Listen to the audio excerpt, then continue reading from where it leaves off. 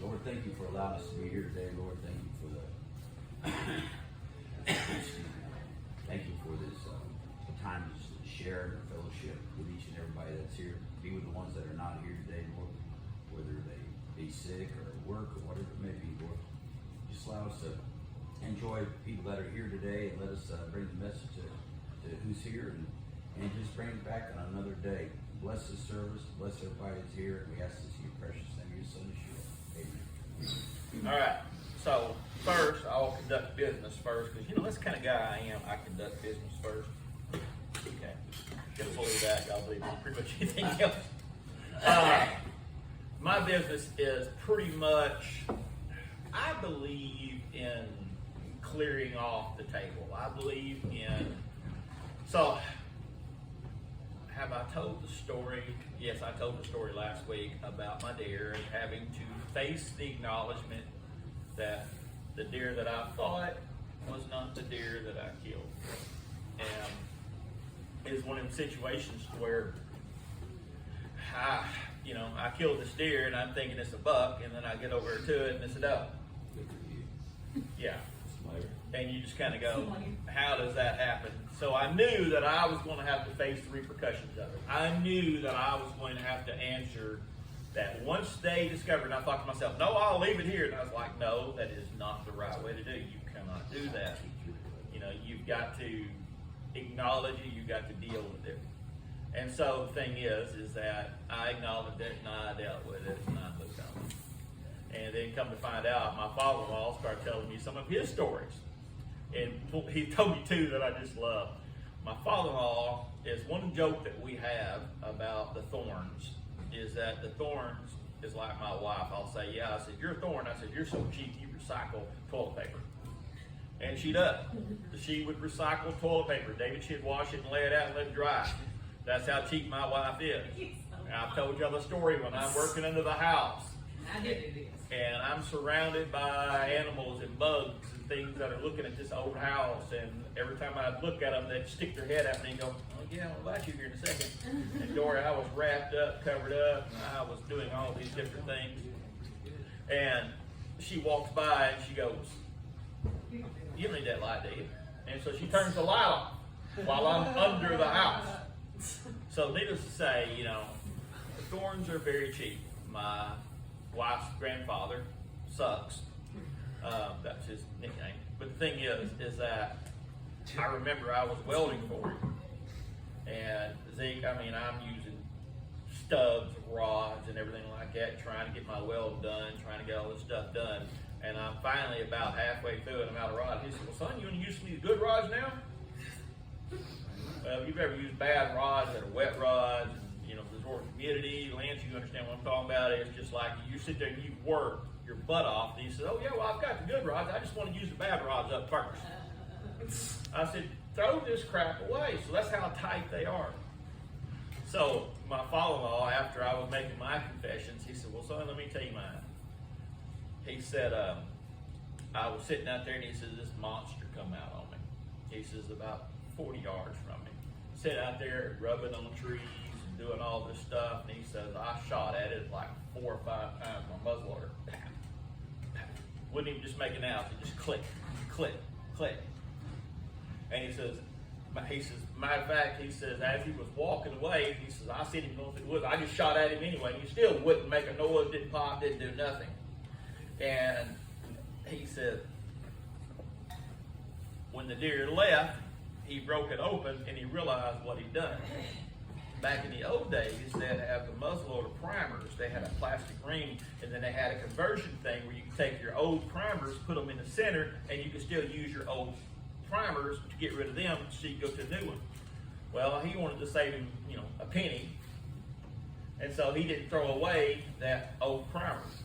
And he put that old primer that he'd done shot a deer through because he wanted to save a penny. But my father-in-law, he sees us throw aluminum cans away, he gets mad at us.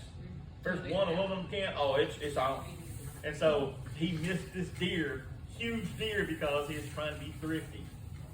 The other story he said one came out on him, and he said, man, he says, this is big. He says, and he says, I shot it. He says, the deer disappears. And he says, I go get Randy. And he says, Randy, he says, this is probably the biggest deer I've ever seen in my life. He says, this deer is a monster. He said, we got to go find that deer. So they hunted for it for hours. And he says, they walked up on it, and he says, Danny says, that ain't my deer.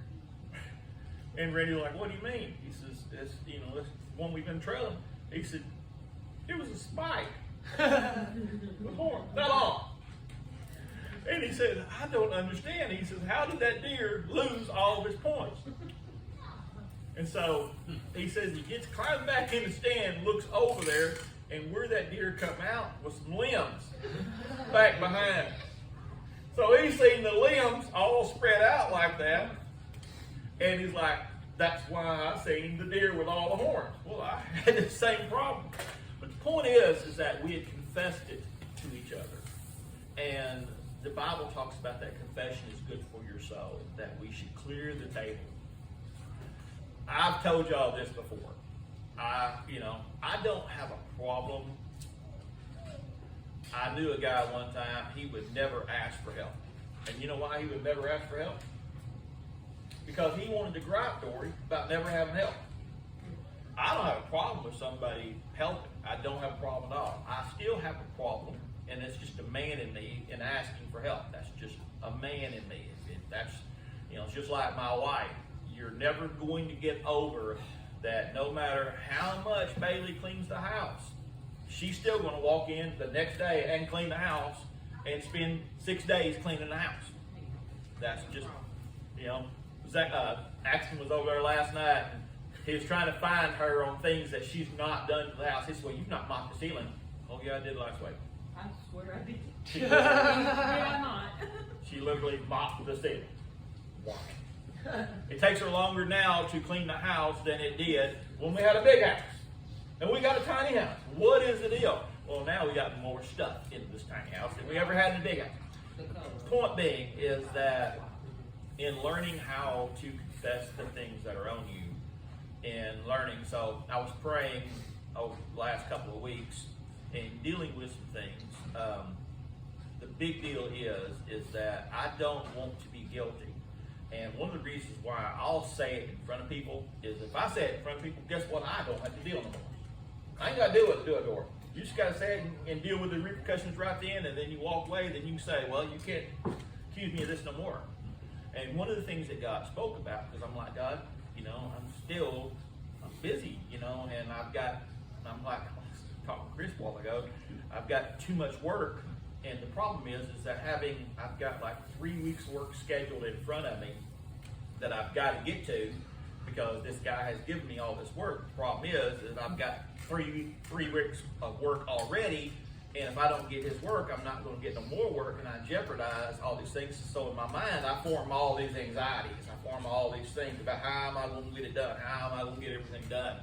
And then I look at church and I'm like, if I can't get this done, how can I get that done? One of the things God laid on me, he says, Bonnie, he says, I have, but I haven't. He said, okay, it's time.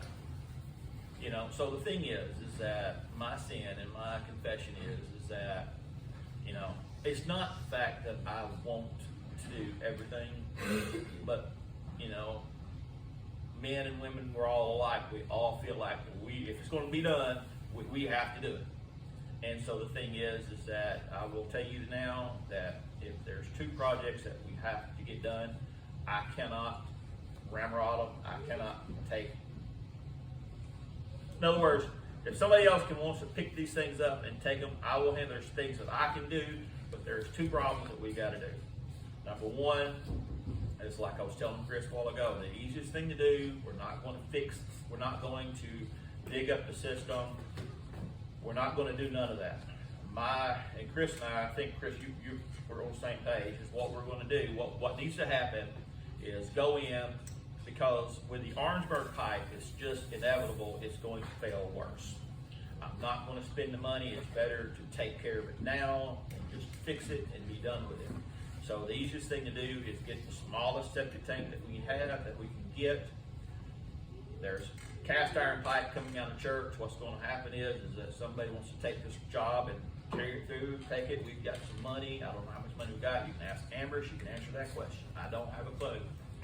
But the thing is that what we'll do is dig it down, go back to the cast iron pipe, put it in the small septic tank, run a little short, the bowel chamber, and then cover it all up, and then the septic system is done. That's it. The other thing is that we've got to get, and I can do it, you know, my afternoons or weekends, whatever, but before the winter hits, and you know, winter's kind of, it's turned dry now on us, and that's usually how it works out, but we've got to get the roofing done. That's the thing that we've got to get done. We've got to get, these are the two things. So you guys want to take over, because this is my problem. This is what God dealt with me on. He says, Monty, you've got to put it out. You can't carry it. You've got to put it out. Somebody else needs to take responsibility for it and act like this is your responsibility. All that being said, I've just done that, so I've confessed it. Y'all know my problems, so if y'all got a problem, we'll deal with it. But now we're back on church business. So this morning, y'all know my routine. I mean, I've said it over and over and over again. For me, it is a system of I wait and I ask God, okay, God, you know, and I try honestly in all things and in all ways to see God's hand. You know, I try to think about what image that I put out as far as, you know, how I reflect God. I try to reflect on, you know, what I believe. But yet this morning, I didn't hear anything definitive. And so I'm like, okay, God, it's kind of like Sunday. You know, I appreciate some kind of something to talk about today. Because, you know, even though this is a small church, it's still terrifying to get up here and to, you know, have a Sunday school class, David, have a class that you teach on. And so the thing is that what I got is when I was walking over here, the first part I've got was I was kind of bouncing between these 2 points, and I see how they all work together. The big one is that you don't need a sermon when it's your life. A person who's developing a sermon and have these things, oftentimes, you know, we preachers, we teachers, and we've all been around them. We've all had the people that we would look at, we would go, you know, my nephew Joe. I mean, I love Joe. But that's where I remember one of his friends was telling me, he said, you know, this is the problem we have with Joe. He says, Joe will, for 2 weeks, be this super Christian, and then he'll be back falling back down here again, be worse than this. And then he'll get back and then he'll start preaching to us. We've all been around these type of people who will preach to you all these things, but yet they themselves, and that's the Bible calls them hypocrites. But the thing is that you should not need a sermon when it's your life. And I believe, he says, be ready at all times to preach. And if you have to, use words. You know, your life should preach. Your life should be a reflection. You know, and preaching is a kind of a mislabeled thing, because I don't want to get preached, Papa don't preach, you know, all these different things. But in reality, preaching is a far bigger word than that, but yet it's a sharing of your life, it's a sharing of your beliefs. And so I was like, okay, I can hang on to that, God. I understand that. And then as well, the other part of it is basically this: dress like where you're going to be. Think about that. Dress like where you're going to be. And dressing is not just your clothes. It's your attitude. It's how you carry yourself. It's everything about you. So as an example, this morning, I'm like, okay, well, I'll put this on, I'll put this on, I'll put this on. I don't know about y'all. I hate changing clothes. I hate it. Because there's nothing worse, because for me, it's like I've told you a story about why I don't have a nice truck. I was going to buy a nice truck one time. It was a nice limited F-150. I loved that truck for like a half a day. Until Lance, I drove it home, and I went out to a friend of mine's property, and I drove to a gate opening. As I'm driving through this gate opening, I'm hearing all that brush go down the side of this new truck. Y'all all heard it. I'm thinking to myself, oh no. And I get to the other side of it and I look back and I go, now I gotta drive through this crap. This is what I'm gonna do to a new truck. So Jacob, guess what? I don't need a new truck, because guess what my truck is gonna look like in 2 weeks? An old truck. So I was like, okay, well, I don't need that. My thing is that when I get up and I want to go to church, but yet, if I know that, like as an example, I put my blue jeans on, I put a nice pair of blue jeans on, something like that, well, I